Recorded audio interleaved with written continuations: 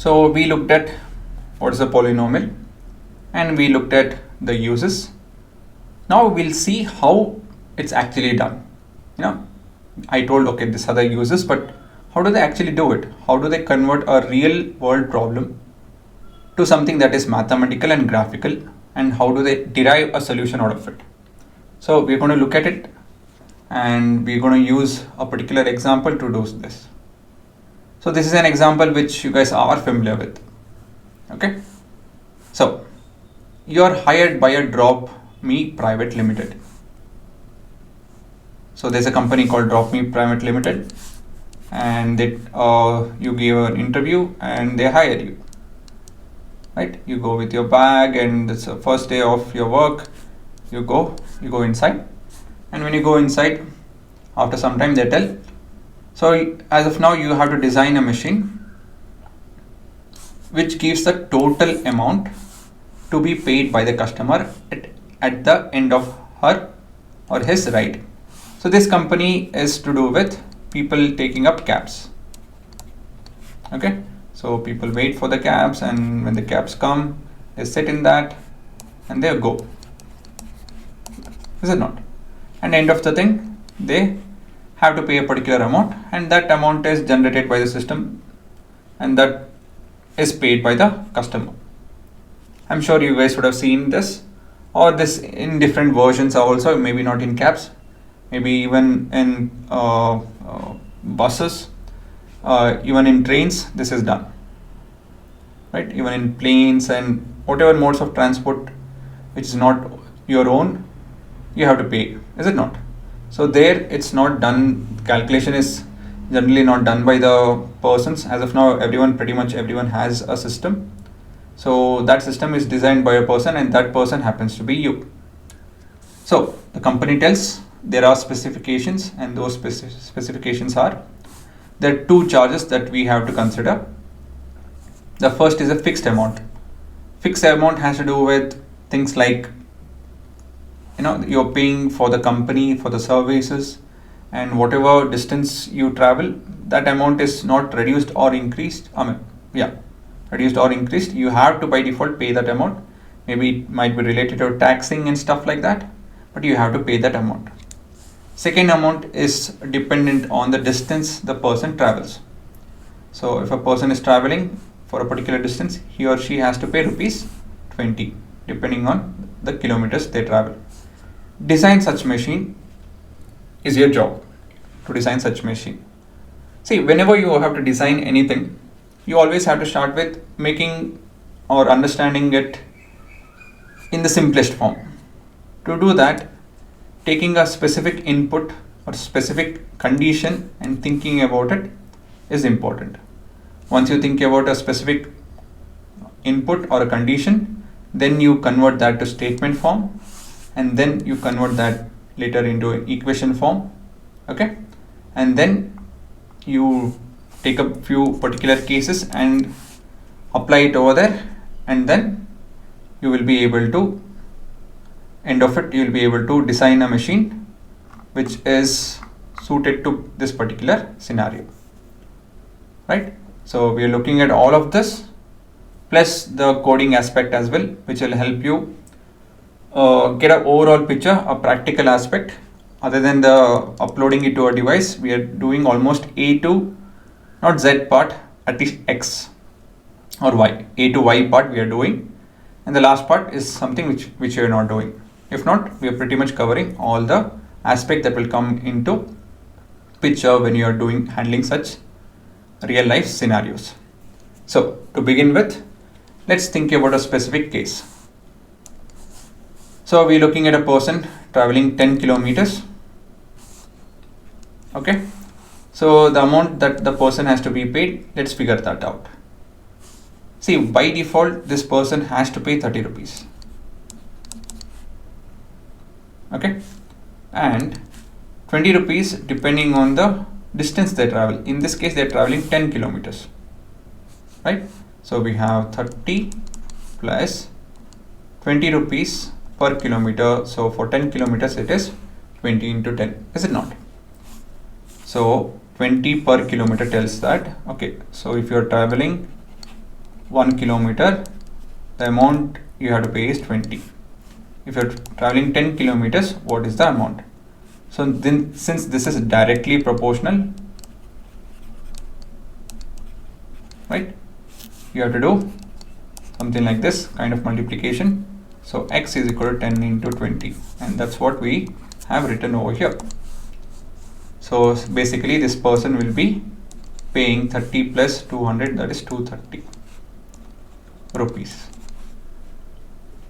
Okay, now let's make use of this understanding and write it in a statement form. So your statement will go like this.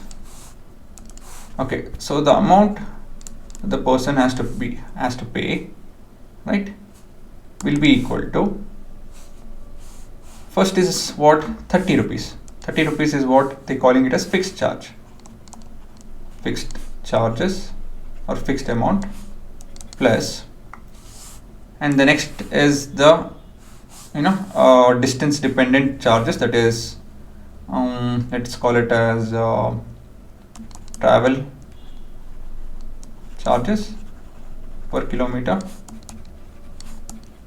and this is being multiplied with what, the distance the person travels. Make sense? And this is your statement form. Okay, so writing this is not convenient. It's not convenient while you're coding, it's not convenient while you're mathematically doing it on a paper. So just instead of this, we are writing some other way, and that other way is nothing but your equation form. So we're going to give names to this. So the amount, I'll give it a name as A, right? So in place of amount, I'm writing it as A.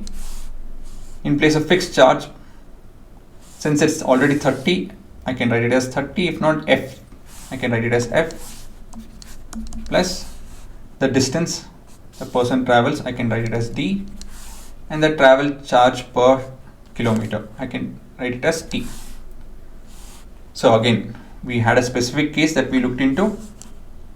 With this understanding, we made a statement out of it, mathematical statement, and that we converted to equation.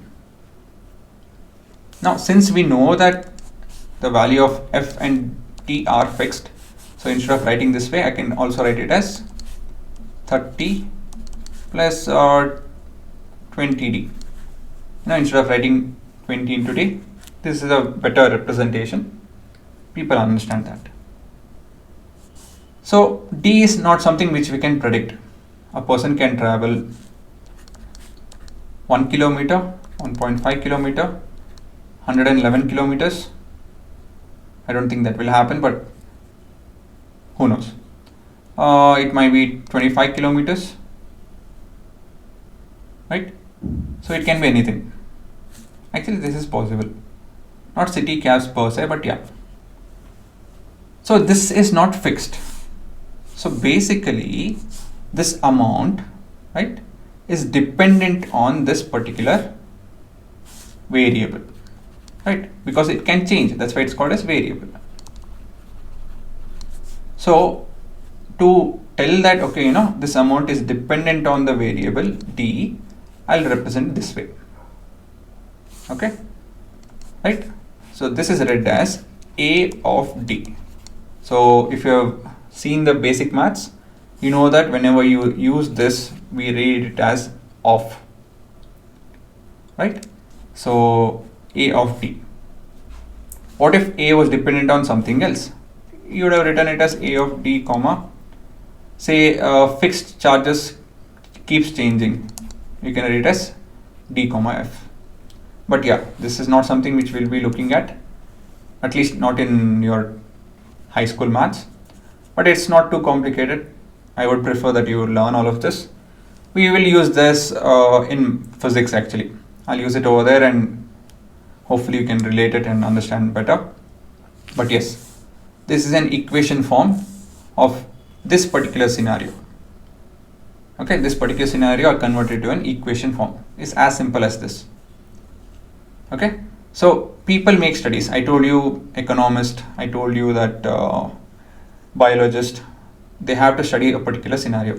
So they study and they make a prediction, a quick prediction, or something is already known, and they do their calculation and they get to compare with the actual data. Okay, right? So when both are equal, then the scientist will be like, okay, my thinking is right, let me put it in equation form, let me convert to statement form first, and let me name them, give them different names. So distance is d, and this is t. And once they convert it to equation form, they tell, okay, this is already fixed and this is already fixed, so let me put those values, and then look at what is the left out variable. So they analyze it. Okay, this has to be in variable because that will keep changing depending on the scenario, and then they represent the entire thing in this format. And this is very important, telling what the amount is dependent on, right? Making d the independent variable and a the dependent variable. Okay, so this words also has to be understood and learned. So in the next video we'll understand and make use of this equation, and we will create a program, and we will see if you are doing it right and if your thinking is right.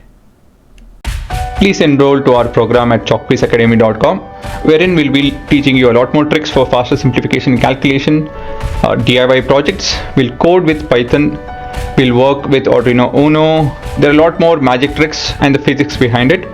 There are printable materials which will help you recap and understand things better. We'll have live revision and doubt session 2 months before your term exams. It's very cost effective. There would be no ads or any kind of distractions, and we have a dedicated app to help you guys with this.